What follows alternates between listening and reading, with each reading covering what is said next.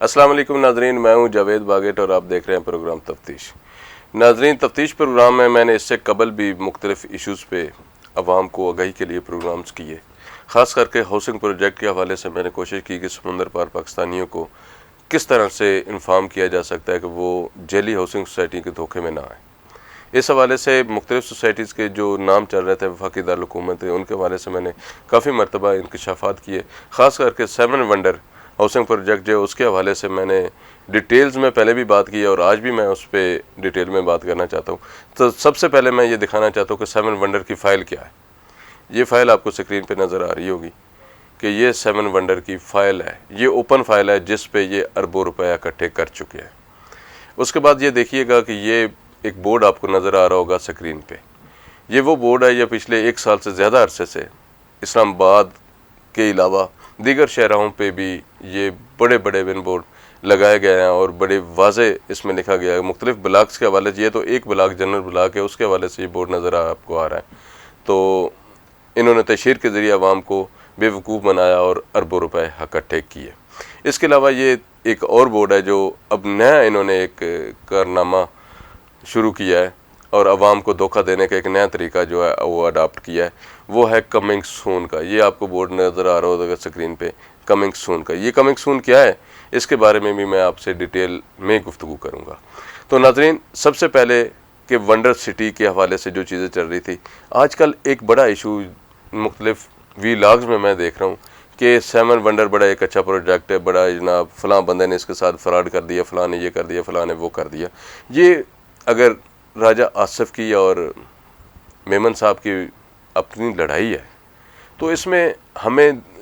दाखिल होने की ज़रूरत भी नहीं है, हमें पार्टी बनने की भी ज़रूरत नहीं है। हमें सिर्फ आवाम को आगाही देनी है कि ये पहले मिल के आवाम के साथ क्या करते रहें। अब अगर ये आपस में लड़ रहे हैं तो हमारे उससे कोई कंसर्न नहीं है कौन झूठा है कौन सच्चा है। हमने सिर्फ ये बताना है कि ये पहले मिल के आवाम को लूटते रहें। अब अगर ये अलग हो गए हैं तो इरफान वैद साहब ने एक नया तरीक़ाकार अडाप्ट किया है और वो फाटा से जो है वो मुबीना मिली भगत के ज़रिए उन्होंने किया है कि उन्होंने फ़ेज़ 2 का एक लेटर मार्केट में ज़ाहिर किया है, जो आप स्क्रीन पे देख सकते हैं कि वो उन्होंने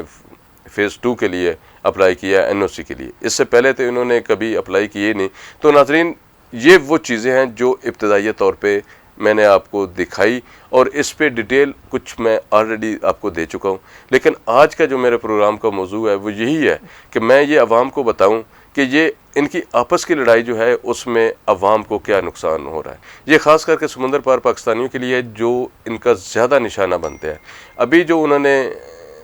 ये एक नया फ़ेज़ 2 का जो शोशा छोड़ा है उसके लिए एक डिप्टी डायरेक्टर साहब है फाटा के, उन्होंने एक पब्लिक नोटिस की सूरत में एक निकाला है कि ये इनके पास 125 कनाल जगह है।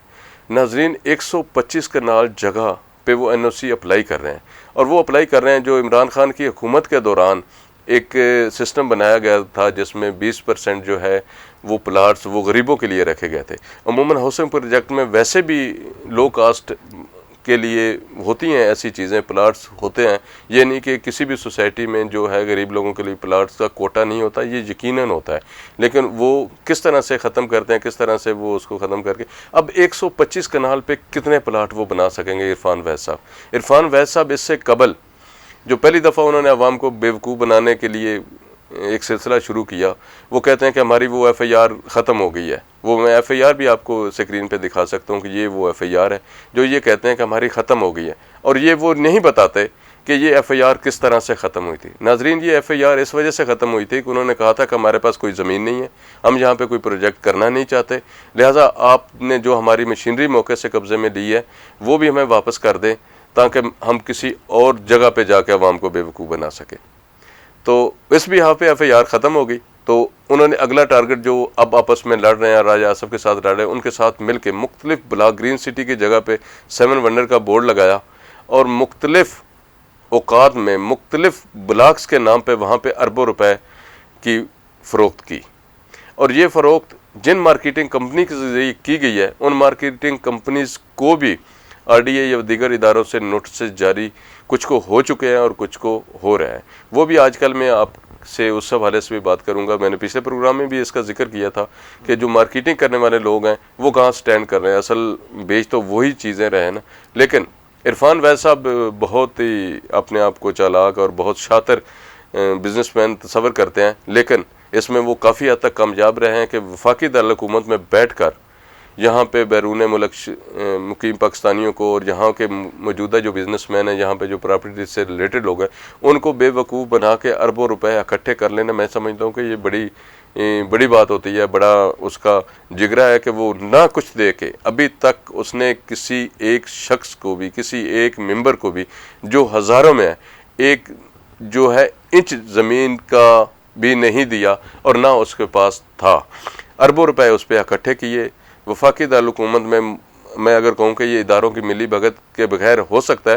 تو میرا نہیں خیال کہ اداروں کی ملی بھگت کے بغیر ہو سکتا ہے۔ یہاں پہ سی ڈی اے ہے، ضلع انتظامیہ ہے جو ان چیزوں کو دیکھتی ہیں، لیکن اس نے یہ ایسا کیا تو میں سمجھتا ہوں کہ وہ بڑا بزنس مین ہی ہو سکتا ہے کہ جو بغیر کوئی چیز دیے، بغیر کوئی چیز دکھائے، اپنے آپ کو پیش کر کے یا اپنی گفتگو سے یا سبز باغ دکھا کے عوام سے یا سمندر پار پاکستانیوں سے اربوں روپے اکٹھے کر سکتا ہے، تو میں سمجھتا ہوں کہ وہ اپنے آپ کو کامیاب ہی سمجھے گا۔ اب جو نیا ڈرامہ انہوں نے رچایا ہے، وہ پہلے کیونکہ ٹھٹی گجراں سے متعلق تھا، اب وہ چلے گئے ہتار میں۔ فتح جنگ کا ایک موضع ہے ہتار، وہ کہتے ہیں کہ وہاں پہ ہمارے پاس 125 کنال زمین ہے جس پہ ہم نئے جو ہے پروجیکٹ کو لانچ کر رہے ہیں۔ آپ سمجھ سکتے ہیں کہ 125 کنال زمین کتنی زمین ہوتی ہے، آپ جانتے ہیں اس بات کو، تو اس پہ کتنے پلاٹس بن سکتے ہیں۔ اور یہ جو پلاٹس ہیں، یہ جو پچھلی حکومت پی ٹی آئی کی حکومت کی تھی، اس دوران حسن سوسائٹی کے سسٹم کو بہتر کرنے کے لیے، اور جو ان کی شکایات تھی کہ ہمیں این او سی نہیں ملتا، تو اس کے لیے یہ ایک فاٹا کا ایک سسٹم لانچ کیا گیا تھا، جس پہ بھی اب بہت سارے سوالیہ نشان ہیں۔ آئندہ چند دنوں میں انشاءاللہ میں اس حوالے سے بھی آپ سے بات کروں گا کہ فاٹا اس وقت کیا کر رہا ہے اور فاٹا کی مارکیٹ میں کیا چیزیں چل رہی ہیں۔ انشاءاللہ اس کے حوالے سے بھی ڈیٹیل میں آپ سے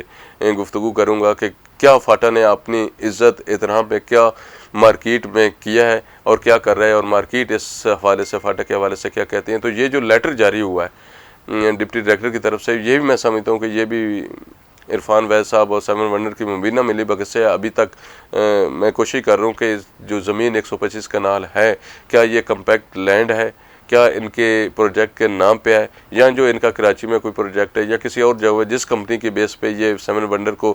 بنا رہے ہیں، کیا اس کے نام پہ ہے یا عرفان ویز صاحب کے نام پہ زمین ہے یا نہیں ہے۔ پروجیکٹ کے نام سے سسٹم شروع کیا جاتا ہے یا پروجیکٹ شروع کیا جاتا ہے جس نام سے، عموماً اسی کے نام سے زمین کا ہونا ضروری ہوتا ہے، تبھی جا کے اس میں یہ چیزیں فعال کر سکتی ہیں۔ تو ناظرین، صرف بتانا یہ ہے آپ کو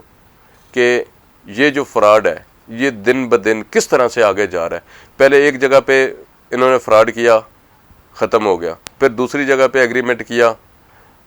ختم ہو گیا، اب تیسری جگہ پہ، اس سے قبل میں یہ اپنی پچھلے ویلاگ میں کہہ چکا ہوں، بتا چکا ہوں کہ اب یہ جس تیسری جگہ پہ لوگوں کو بے وقوف بنانے کے لیے ایگریمنٹ کر رہے ہیں، وہ بھی جگہ میرے علم میں ہے، تو میں آپ سے ڈسکلوز کروں گا۔ میرے وہ جگہ ڈسکلوز کرنے سے پہلے ہی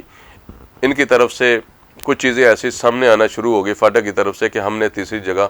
جو ہے وہ منتخب کر لی ہے، اب عوام کو ہم بے وقوف بنائیں گے۔ ضلع کونسل کی اجازت کے بغیر، انتظامیہ کی اجازت کے بغیر، کسی این او سی کی اجازت کے بغیر، کسی زمین کے بغیر،